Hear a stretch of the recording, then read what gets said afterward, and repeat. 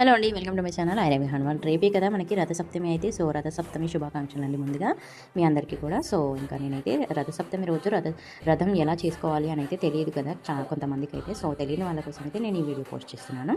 So నేనైతే రథసప్తమి కోసం చిక్కుడుకాయలతో రథాన్ని ఎలా చేసుకోవాలి అని అయితే నేను మీకు చూపిస్తున్నాను.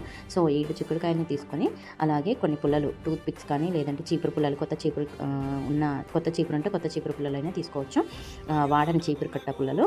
సో అలా తీసుకున్న తర్వాత నేనైతే ఇదిగోండి ఇలా 2 చిక్కుడుకాయలు ఫస్ట్ కనెక్ట్ చేసుకున్నాను 2 టూత్ పిక్స్ తోటి. సో నా దగ్గర చిగురు కట్టలేదు కొత్తది, అందుకని నేను ఇలా టూత్ పిక్స్తో అయితే చేసుకుంటున్నాను.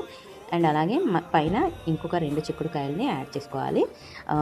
పైకి ఉండేలాగా 2 ఇటుపైకి ఇటుపక్క 2 అటుపక్క 2 పెట్టేసుకొని పైన ఇంకా 3 చిక్కుడుకాయలు ఉన్నాయి కదా వాటిని పైనకి పెట్టేసుకోవాలి గోపురం టైప్లో.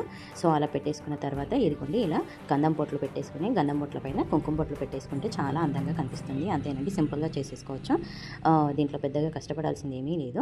అండ్ ఈ చిక్కుడు రథంతో పాటుగా మనం చిక్కుడు ఆకులపైన నైవేద్యం పెట్టుకోవాలి సూర్యుడికి. సో ఇదండి మన రథసప్తమికి అయితే. ఇప్పుడు చిక్కుడు ఆకులలో పాలతో చేసిన, డ్రై ఫ్రూట్స్ వేయకుండా పాలతో చేసిన పరమాన్నం అయితే మనం నైవేద్యంగా పెట్టుకోవాలి.